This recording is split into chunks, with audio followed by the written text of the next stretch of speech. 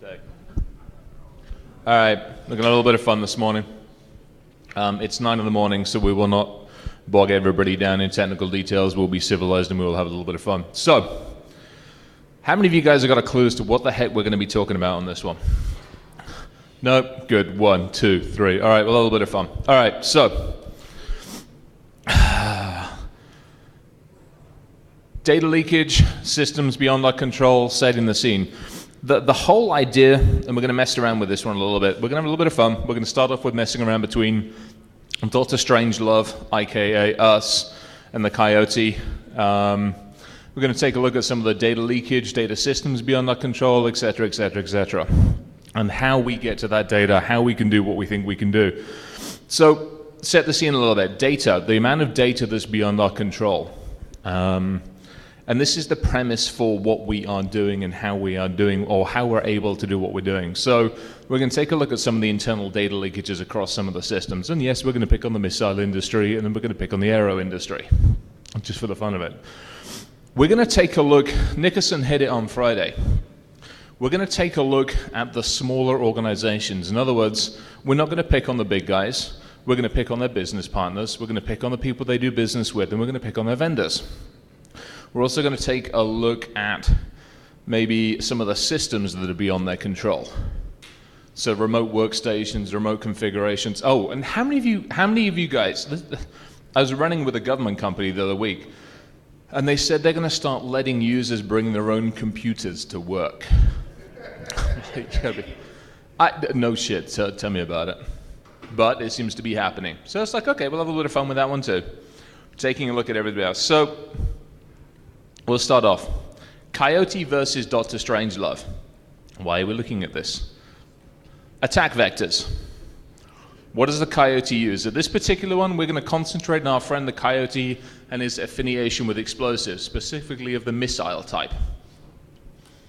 Coyote's target. Obviously, in this case, we're going after the Roadrunner.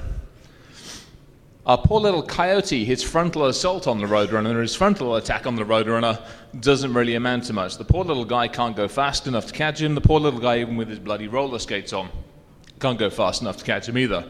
So he has to look at alternatives. Thankfully, for our friendly Coyote, his alternatives are fairly simple. His alternatives, thankfully, is the Acme catalog in all its fine and glory. Yeah. I'm going to actually, rather than wandering around aimlessly, I'm going to hold this and see if this works. That was cool. I feel like I'm in one of those old flipping B movies. So we're going to take, you guys can still hear me when I wander this far away, yeah? All right, good. So we go back a little bit. We have the vector that we're going to attack on. Primarily, what are we looking at to use? We're going to have a look at the target. So what target are we looking to acquire, and how are we going to acquire the target? What is our method for acquisition? Thankfully, Acme is good. Acme does not require credit cards. Acme does not have to be PCI compliant, thankfully. Neither does Acme have to worry about ITAR compliance or anything else.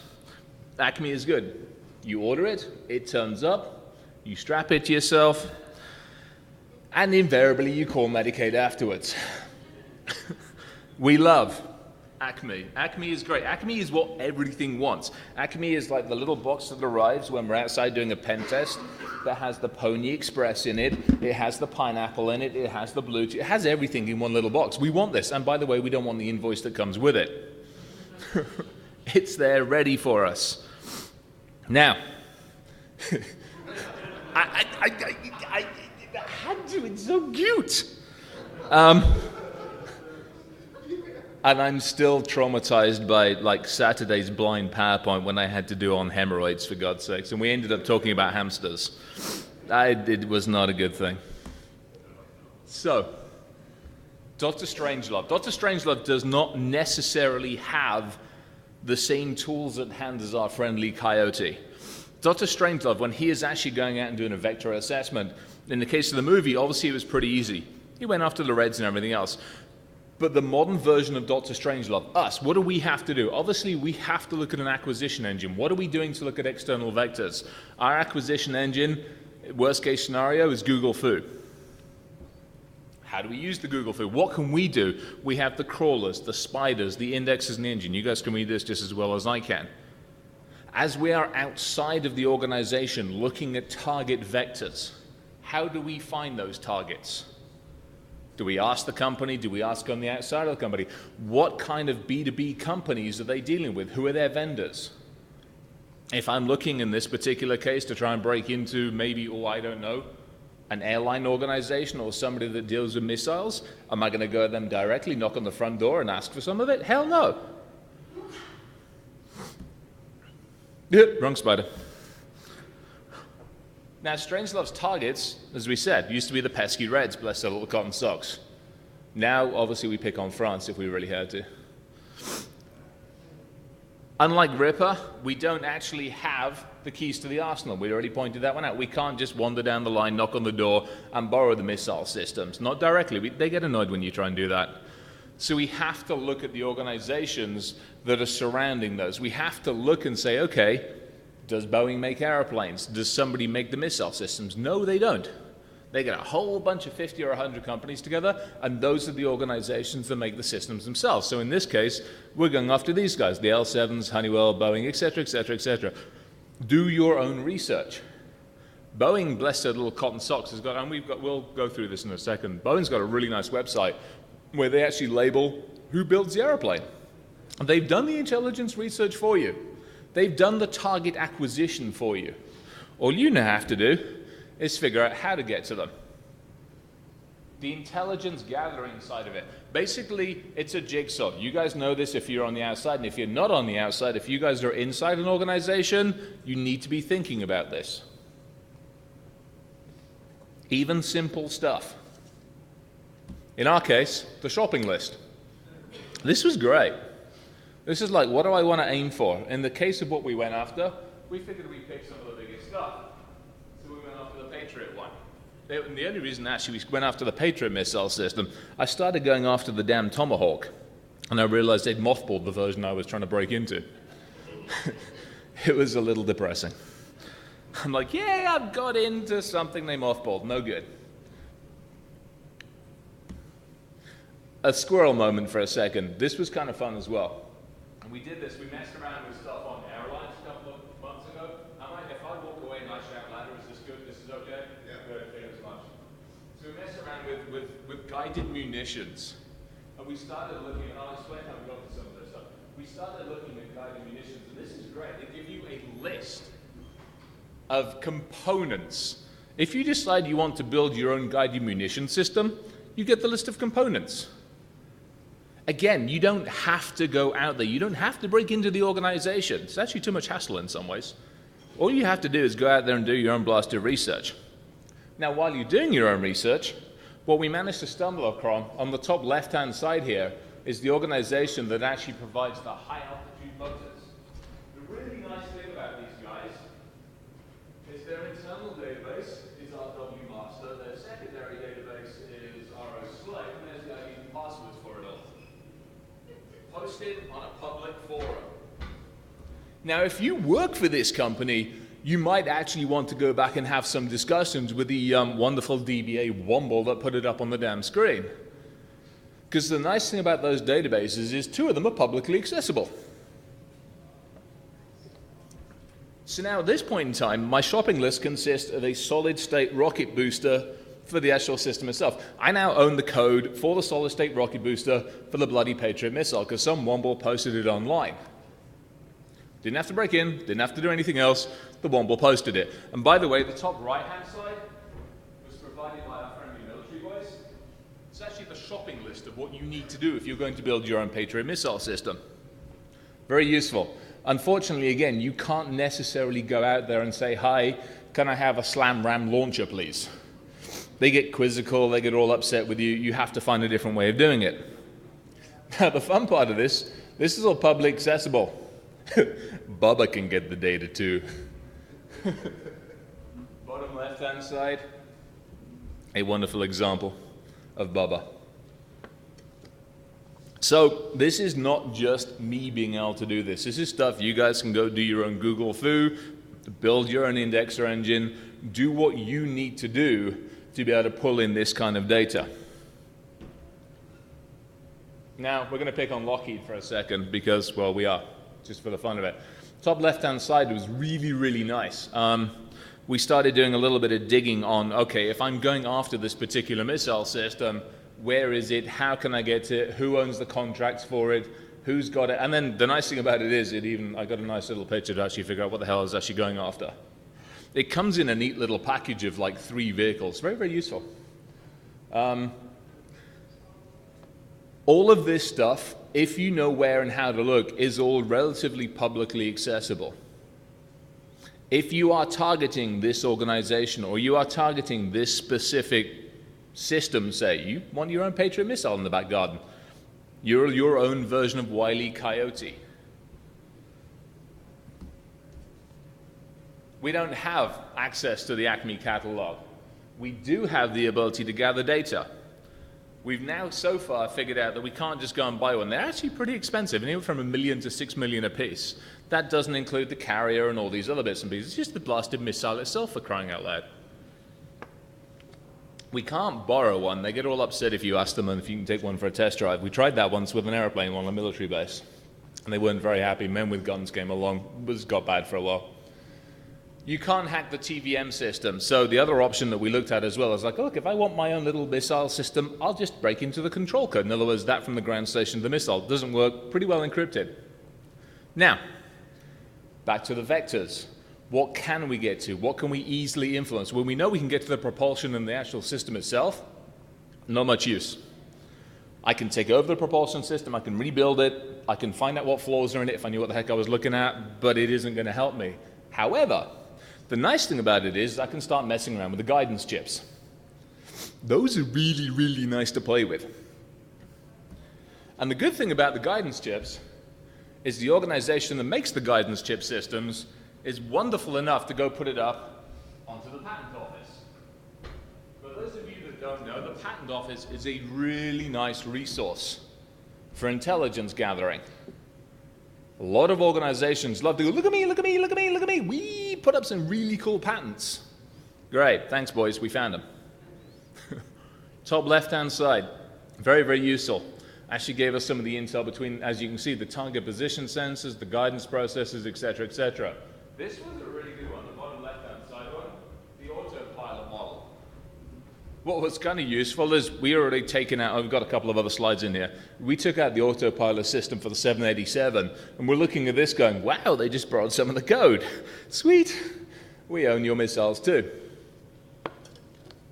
Imaging sensors, etc., etc. So at this point in time, we figured our target, we figured the vector for the target, we've now got our data source for the target. Now we actually have to understand exactly how the hell do we communicate with the blasted thing? How do we actually influence it? And for this, bless his cotton socks. Well, actually, his name's on the bottom left-hand side. I thought I'd taken that off. Sylvie. Anyway, Walter. Walter posted his resume online. Now, Walter, from everything I can gather, is a complete brainiac. Total cool, literally a rocket scientist. The nice thing about this one is you can see he's done an analysis of the PAC-3 MFG using P-Spice. Okay, let's do some Googling on that one. So the map capture, design, and implement. All of these acronyms, all of this stuff on here is very, very useful. The stuff that we picked up on was this part. Chordic algorithms. Anybody know what Chordic is? Good, neither did I for a while. It's a programming language that relies purely on math offsets, for a nice way of putting it. We'll go into that in a second. The really nice thing about Chordic programming is it messes around with boards and gates. Obviously not Billy Boy. It actually works and doesn't blow up in midair. Now you start looking at this and you're like, okay, am I losing anybody here, or is everybody like, okay, I get this? Everybody like, shit, what the hell is going on? Everybody good? Good. All right, I'm not getting down to code. I will not be putting code up there on how to actually modify guidance systems. I figured I'd get yelled at if I did that. However, all this is publicly accessible. The nice thing about some of the guidance chips and the guidance systems on these things is, again, the third-party company that won the award and won the contract to actually build the communication systems, quite happily and quite publicly, put it up on their website. Now, in this case, they actually took the screenshot I got on here is they do the entire interconnect system for the F-35. Like, sweet. Now, the really nice thing about these guys is if you get friendly with them, you can download the VxWorks testing harness. So now I've actually I think it's on this laptop, it might be on the other one, I've actually got the entire VxWorks testing harness for the F-35 right alongside the testing harness for a 787. It's kind of fun when I go flying nowadays. Like, look what I can do. Again, information disclosure, information overload. You know, we don't have to go out there and take the system down. You guys, the organizations behind here, are happily giving us all the intelligence that we need to be able to go and do some research and some digging. Now, if we go back to this one for a second, again, top left-hand side on this one, Mac Panel Company has been awarded a contract to support the PAC-3 missile defense system. How many of your organizations you work for put this kind of data out there? How many of the companies go, woohoo, we've got a contract with Boeing, Raytheon, whoever the heck it might be, and here's what we're building for them? You've just painted a bloody great big target on your back. How many of your PR side of your companies and your organizations go out there and put this out there? How many of you let your vendors do this? Control the data flow. This isn't even a DLP thing, for crying out loud. This is just happily writing a PR thing and putting it out there. It's too darn easy. So we'll go back to our little friends at MacPanel. Well, thankfully, MacPanel is really, really nice and wants to put on its public space the entire specifications for DoD communications within a missile architecture. Probably not something they should be putting up there, but it's very, very useful and gave us the entire architecture for how to build the blaster thing. So, we have our guidance system as our target. Our baseline architecture, we already have that. We know how we're doing it, we know what we're doing it. We know what the components we need to do. We know how the components work. We know how the components communicate. We also know the component methodology, all from public accessible systems. Now, what we've actually got to figure out is this rotational digital computing stuff. Again, the simple way of looking at it is math offset. I end up downloading a bunch of code that our friend Walter had actually put out there.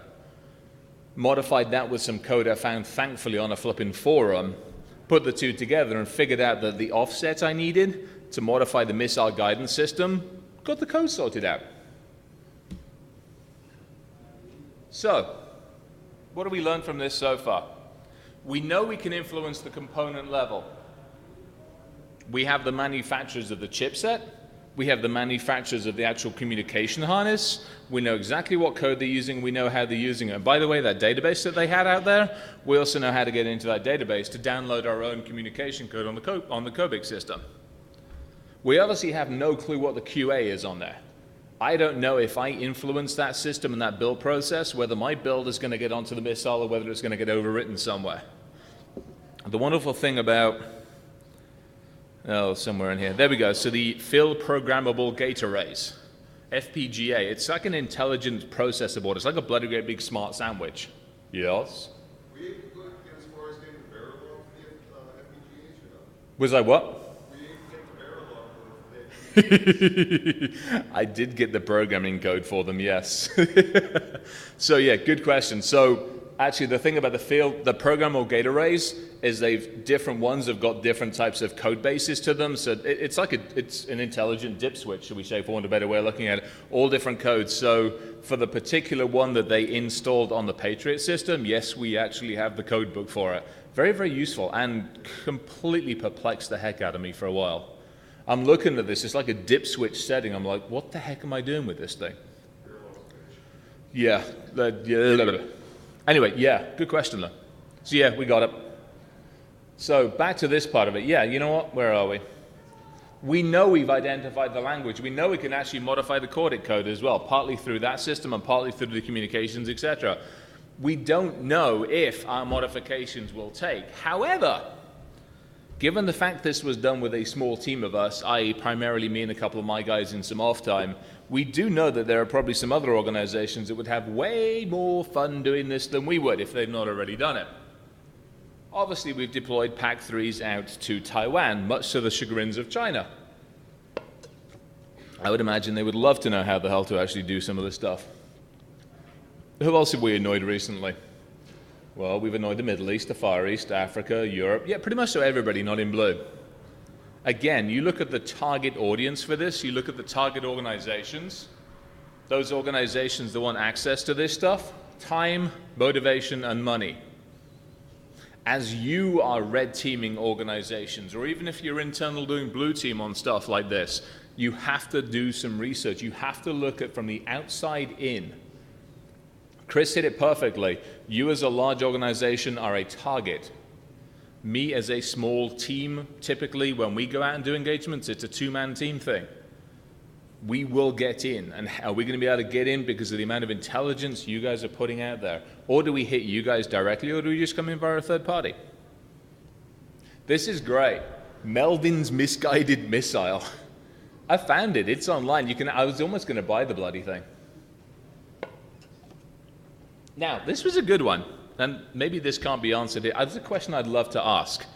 If the USA made missiles and sold them to a third-party country, and that third-party country then somehow or other turned around and used them against the US, I wonder if there's any acquisition code in there that says, it's a US target. Bugger off, you're not blowing us up. I've always wondered that. There's like a little bit of embedded code in there somewhere that says can't be used against anything American. I've always wondered that. Anyway.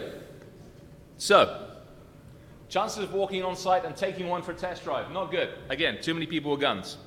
Chances of dealing with the suppliers, again, not good. They tend to ask awkward questions and they need lots of money.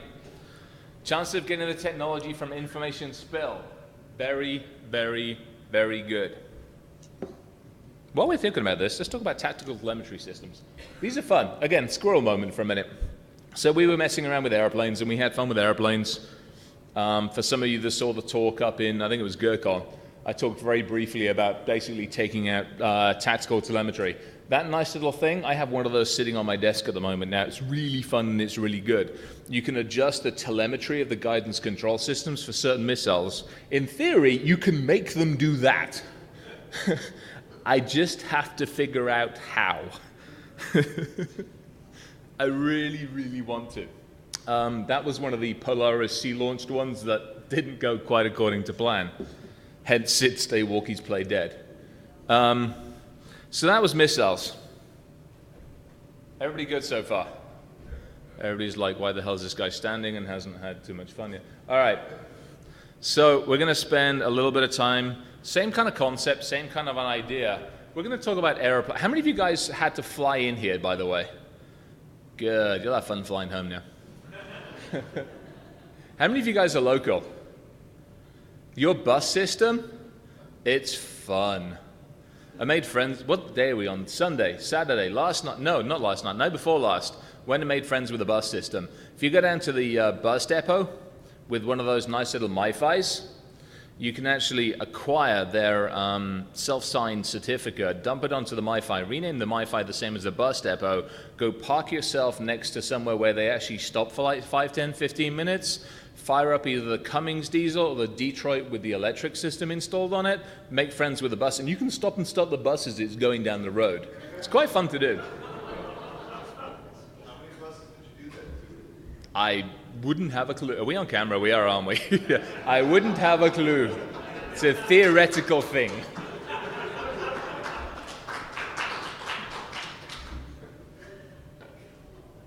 So, now we've had fun with missiles for a minute. And again, as I said, I'm keeping this pretty high because I don't need to get yelled at too badly. Everything we're saying here is theoretical. We'll have some fun with planes for a minute. So simple. All right. Setting the scene, mess around with planes, and then a couple of scenarios. We'll have a little bit of fun. So, same kind of idea. Top left-hand side is Boeing's electronic distribution system. We've got the Teledyne Lodestar system on here. We've got this one. This was cool. I can't even reach. Look, it's the Intelibus system. This was cool. We actually, about 2 years ago, we started messing around with cars, and we had fun with cars. And we managed, if you've got one of those nice modern cars where you walk up to it and it makes friends with your telephone and all this other good stuff, The Bluetooth architecture in there, you can bypass it. You can get onto the main AutoSAR CAN bus network. You can mess around with the CAN bus network. You can disable ABS. You can accidentally set off the airbag. All these other good things. Well, as we were doing the research on this one, we started messing around with IntelliBus networks. Not IntelliBus. Who do we have we messed around with? We messed around with, the IntelliBus network, basically Boeing's own little system, and figured out that they weren't just using it in cars, they were using it in aeroplanes as well. So that gave us a little bit of intelligence, a little bit of fun to play with. So, again, back to our friends, the patent office. How does an aeroplane work was a good question that we really had we had a clue, but we didn't really fully understand. So thankfully, the nice thing again about the patent office is every man, woman, child, or beast who wants to register a 3 or a 4-letter acronym for something on an airplane puts it all up in the patent office. So top left-hand side helps the understanding of the communication. Second one down on the right-hand side helps to understand exactly what the data type is. The internal IP address of the server on the Boeing 787 is still left in there, sorry. And then you get down to the link layer and then the actual command and command resource layer. In other words, everything you need to know to be able to take out and start to communicate with said aeroplane. What does this mean in English? What are you targeting? Proper bloody Queen's English, none of this weird stuff. And it's a router, not a router, by the way. Still can't. I've been here like 11, 12 years and I still argue about it. All right. What are you looking at? Bus master controller. In other words, target acquisition. You've acquired your target, now you need to know what vectors you're going after, particularly bus master controller and the network interface devices, or in this case, the IntelliBus modules, and then the SIM module as well. Basically, it's an IBIM, and it's a single module stacked for multiple modules. Go back to that stuff we were doing with the missiles, same kind of concept, lots of things in a big sandwich. What are you going to need? Swiss Army knife toolkit. Again, that first one, research. All of us, it doesn't matter if you are red teaming against a bank, red teaming against a healthcare system, etc., etc., etc. Research the blasted target before you go on site. No different than you do with this one. And don't just research the particular target. Look at the third-party organizations. Look at everybody they talk to. Where do they have to send their data to be able to do work? Those are always nice vectors to go in against. No different than we did here. Healthy understanding of VxWorks. Very nice, very, very useful. In fact, extremely useful. You will need it if you want to go after the autopilot system, et cetera, et cetera, et cetera. Oh, and a plane. It's very useful to have one of those. If not, see if you can find one. We got access to a few. The sheriff jacket actually helped a little bit. Hi! Straight in. So you can't just walk, same as you can't walk up to a missile. They tend to get a little perturbed if you try walking up with a laptop saying, hi, can I make friends with it? Secondly, the Cat5 jack, it ain't going to work. There's a whole bunch of interface componentry you need to worry about as well. There are two real decent vectors to get into your friendly aeroplane. Ground-based maintenance systems. The nice thing is when they sell you a 737, 77, or 787, they sell you like a whole toolkit. Really nice. It's like Snap-on steroids.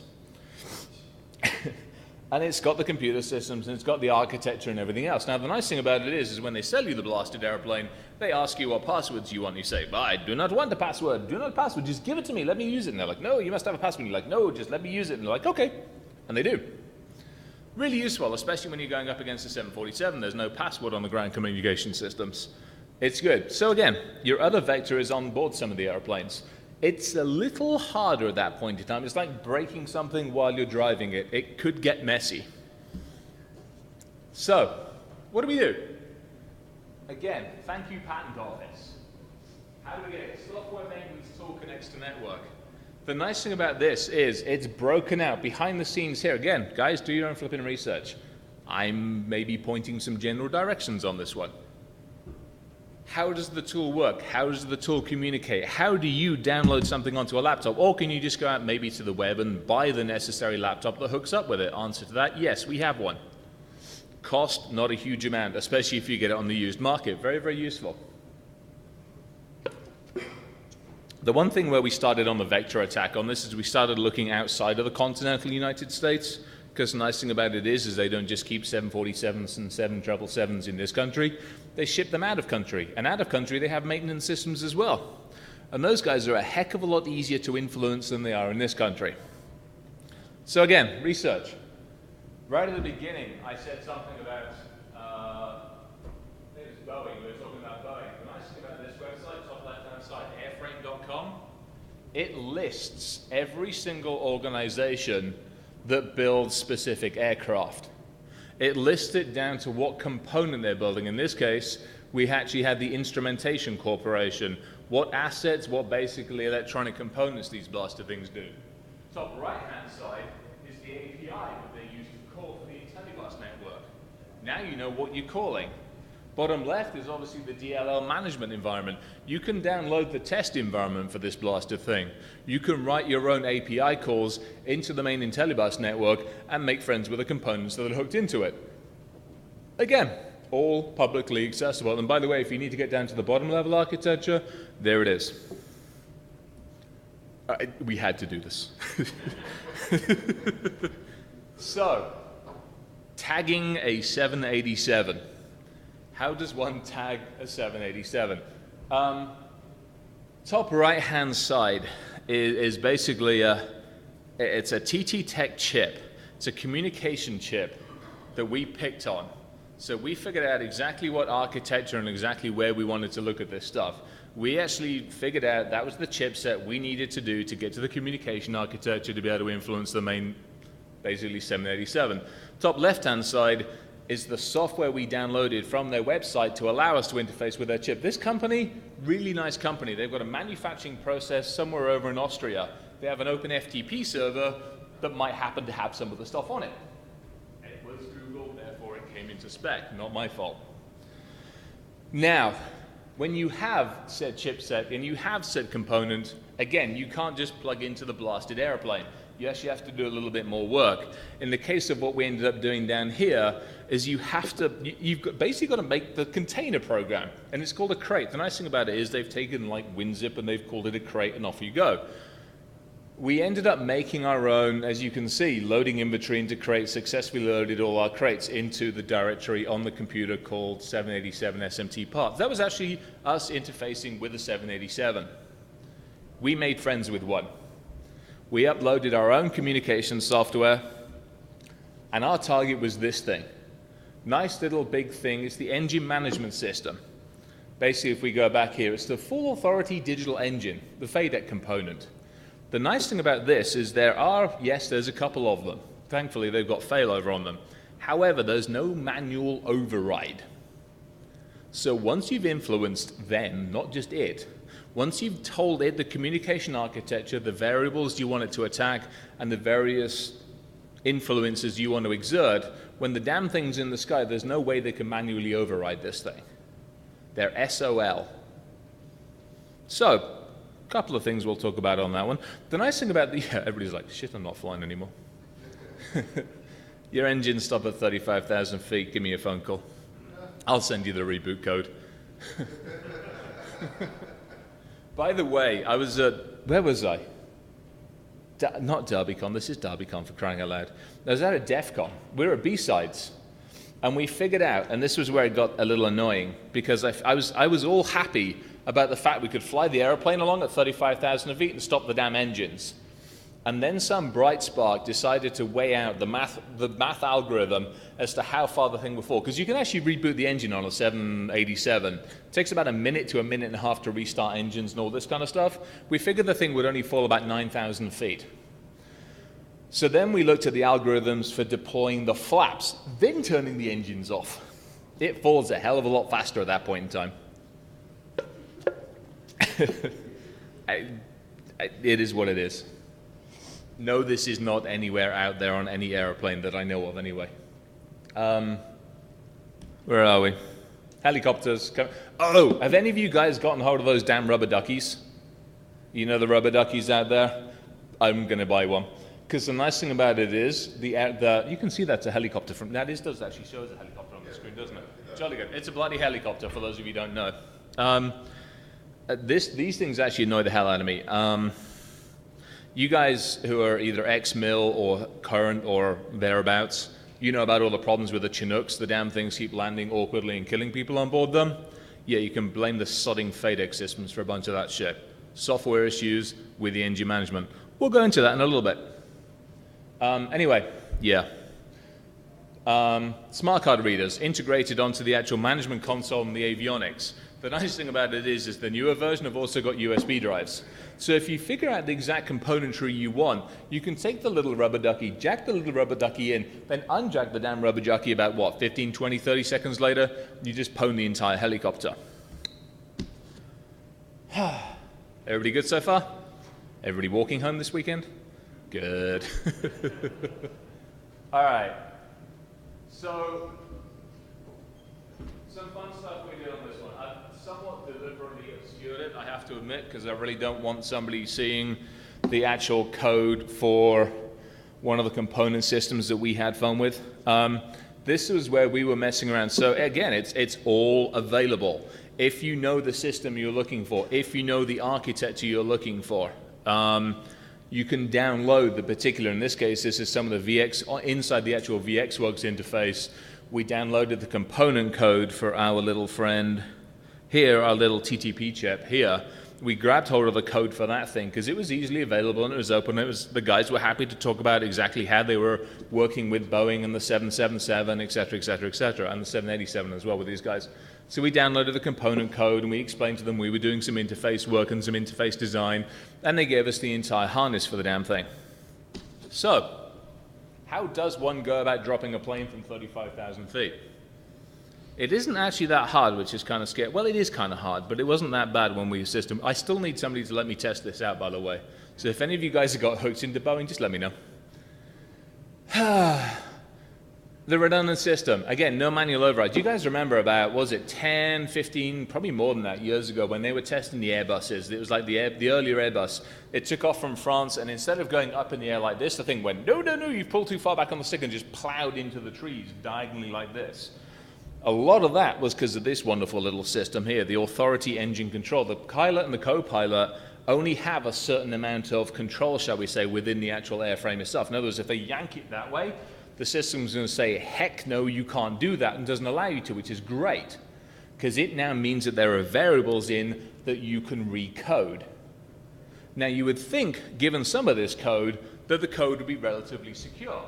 You would think that maybe their SDLC would be in place a little bit better than those of us that are on the ground. The code we downloaded had documentation anomalies. The code had code comment, redundant code, aliasing, the unstructured code in the FADEC system, and this goes back to our friends in the Chinook. So I basically dumped the entire Chinook code and had fun with it because I know some people in some of those things. Mismatched data types. Guys, this is basic coding errors. Heck, I really almost wanted to recode the bloody thing, give it a better title, and then send it back to them and say, hey, you might want to use this version rather than the versions you're using. Now, if I've got hold of the Chinook code, it isn't that hard to get hold of a bunch of the code for the 777s, et cetera, et cetera. So, what can we do? Obviously, we can influence the FADEC system.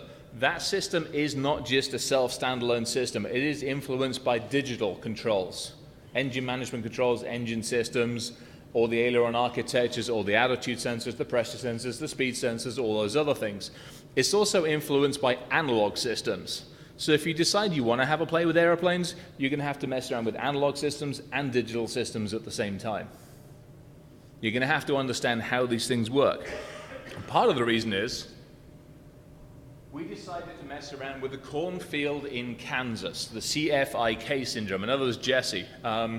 Jesse's been with me at a couple of other conferences. Tall guy, he's about 6'4", 6'5", wears overalls. You probably would have seen him creeping around at DEF CON. What we know on computers, he knows on engines. Absolute flipping genius when it comes to those things. In spite of our wonderful friendships, I decided I wanted to drop a couple of 787s on him, just because it was a good thing to do. Here, look, 787s. Actually, sorry, not 787s, lots of airplanes. That's kind of what I wanted to do with his front lawn. So I figured out, how do you do this? Obviously, you've got to modify the autopilot configuration. So in order to be able to do that, you have to influence, in this particular case, we went up to Rockwell's 7700. Again, same thing. I'm not going after Boeing directly, I'm going after one of the components. How do I find the component? I do my research online. My research online tells me this is the organization that designs a lot of the componentry. This is the organization I need to be able to go after that controls the speed, the altitude, the flight path. Now, the nice thing about autopilot is there's a manual override. Autopilot doesn't do what it wants to do. Pilot goes flick and off goes autopilot. A couple of other things on that one. However, the nice thing about it on the 747-800s and some of the other ones, it's a manual switch. If you send the right signal code continuously to the manual override, you can disable the manual override. At which point in time you can't turn autopilot off. I like that. So we figured out exactly how to reroute a 747-800 from DIA, which is my neck of the woods, and have it basically fly a circle around Jesse's neck of the woods until it ran out of fuel. The only problem is, in order to make lots of these things happen, I needed lots of airplanes. And we figured that probably the FAA would get annoyed with us if we started taking all of DIA's airplanes, so we decided to spread the love. So a bunch of the airport lists that are there, we figured out what the targeting, what the coordination was, and how to actually get the damn things on autopilot. So we had some fun with it. So cornfield and Kansas syndrome. Unhappy Jesse syndrome. Now, Mr. Nickerson is a little bit more civilized than I am sometimes, and he suggested rather than us dumping an airplane out of the sky and causing a bit of a mess, that it would be more appropriate to do something like this. In other words, land the plane, but actually influence the passengers in the back of the airplane. Influencing basically being inducing hypoxia by decompression sickness. Now, the nice thing about the 787s, some of those, they can fly 40,000 feet or above. They've been allowed to. But even if you say take a stand of 35,000 feet, and you manage to basically get hold of a cabin pressure control system and do a manual dump and a rapid depressurization down to, I think it's like 3,500, 4,000 feet, you do that twice in a row, theoretically, and I had to do a whole bunch of research on like medical science for this. It scared the living snot out of me. You can actually basically induce hypoxia. Now, the nice thing about being in the cabin pressure, the cabin, the co-pilot, and everything else have nice proper masks, and they get them on quickly. The downside about being in the cabin section is that doesn't necessarily happen, especially if I have already access to the damn system itself. The whole concept here is, if you look at it from a purely monetary standpoint, if you drop an airplane out of the sky, you're going to spend, what, $1 million per person? Boeing, somebody's going to pay that out, maybe give or take a bit. If you land the blasted airplane and everybody in the back's dead or dying, that's an entirely different story. In theory, you would hope that the organization would listen. In practice, yeah, they still haven't quite listened yet. So, left a little bit of time for questions. Everybody's been kind of quiet so far. Any questions, guys? I've kept it very, very, very high level. We've had a little bit of fun with it. Kind of. At least fun from my side. Any questions, guys? Yeah? Getting back to your coyote metaphor. Yes. There was a story a while back where instead of taking the frontal approach as the coyote would take, Yeah. there was a supply chain attack that basically happened in Navy, I believe it was in June, Right. where they bought guidance ships. They reported to getting hacked guidance ships. Yep. Modified to be able to turn missiles off in flight. Yep. I think it was 60,000. So, I mean, very interesting information, but in that same respect, the enemy's not going to take a passive position. They're not going to take it from assault. Hit the supply chain. It's a hell of a lot easier, and it's a lot simpler as well. And especially in the case of what we did. I mean, we go back a couple of slides just quickly. Sorry, guys, it's going to get kind of like on the screen.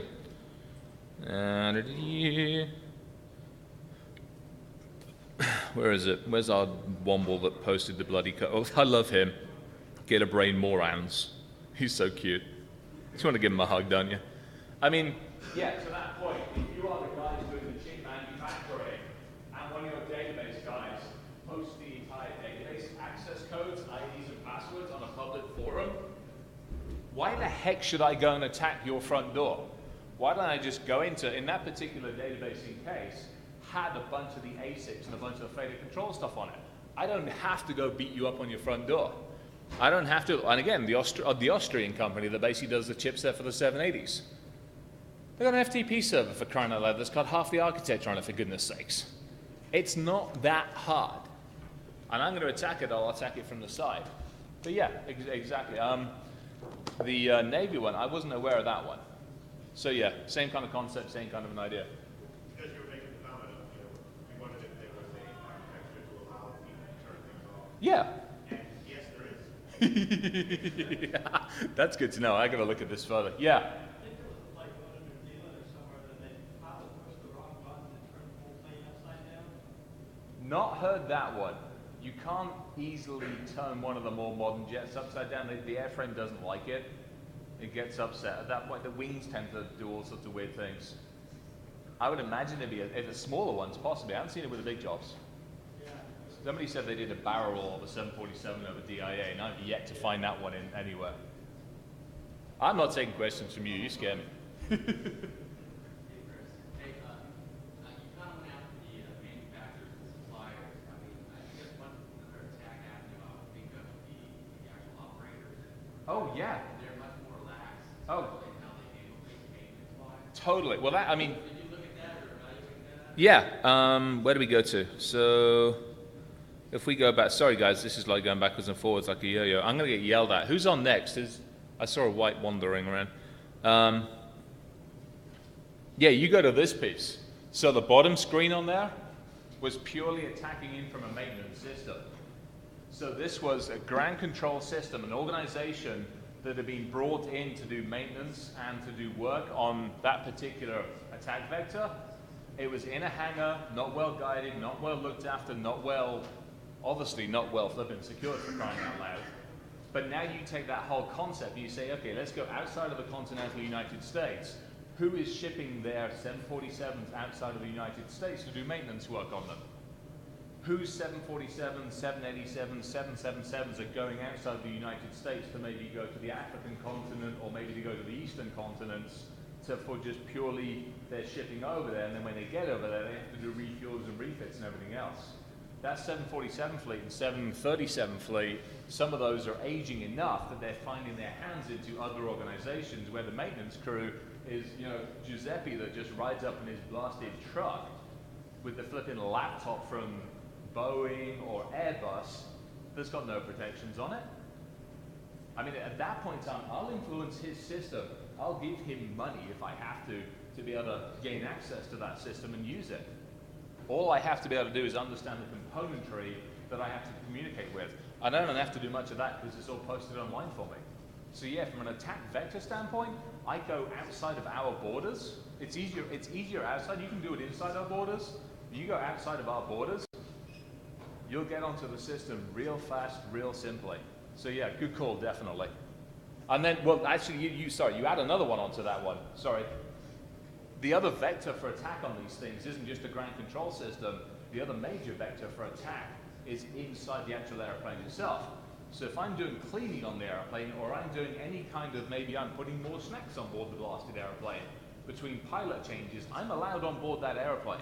When pilots aren't there, it doesn't take much to get into the control room, grab a version of a rubber ducky with an interface controller, jack into the system, and hey presto, I've just downloaded my crane. While the thing's sitting at DIA, for crying out loud.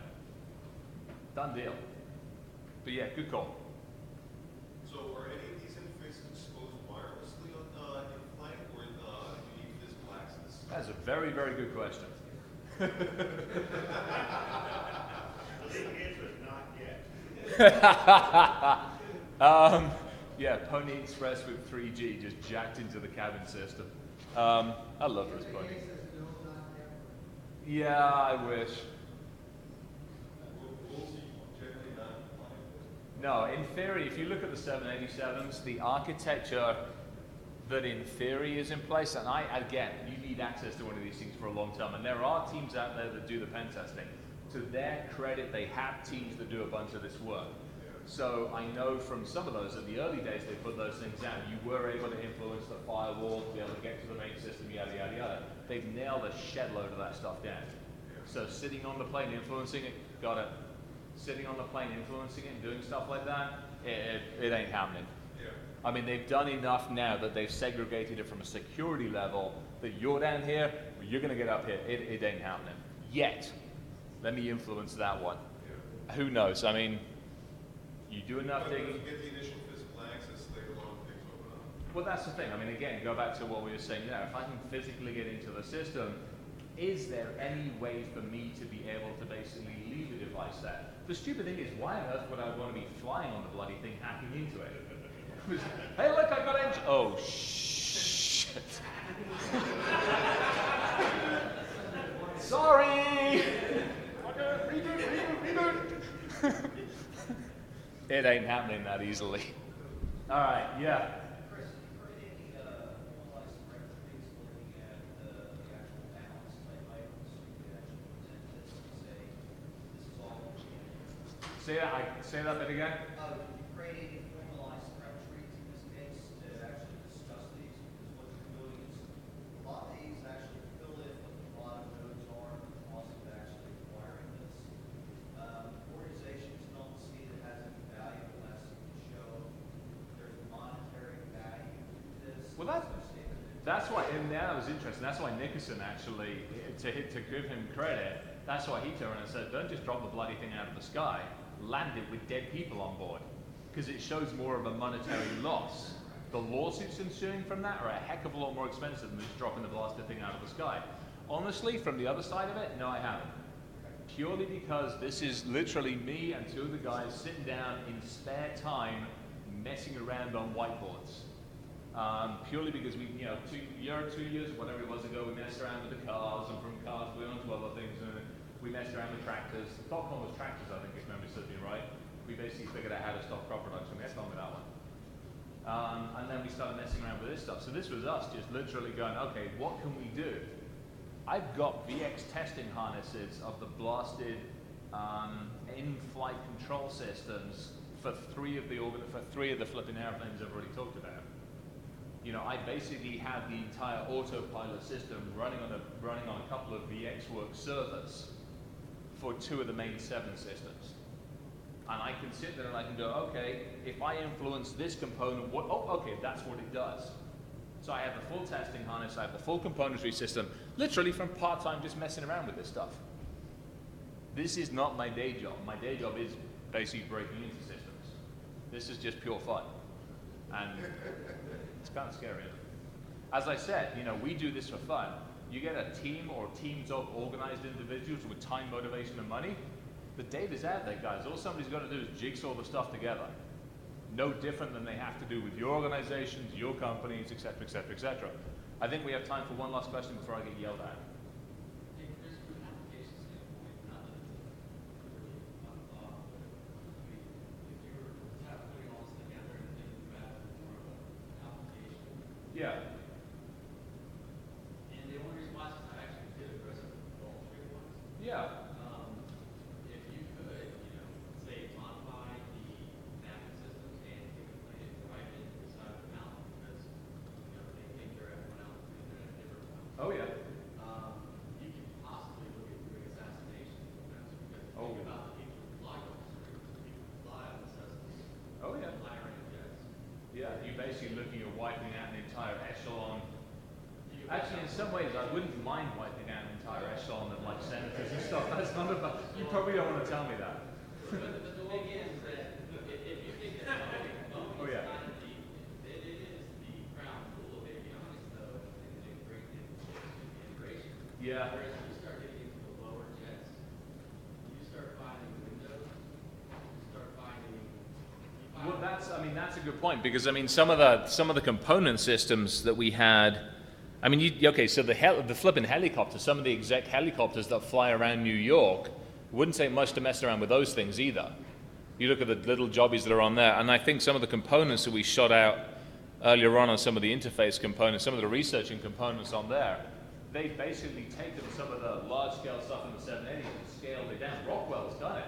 You look on Rockwell's site, they're like, hi, here's the 777, and by the way, here's the same stuff you can have in your Cessna, Learjet, Gulfstream, Canadajet, whatever else. You start messing around with that layer of stuff, that would be fun. And it's the same kind of architecture.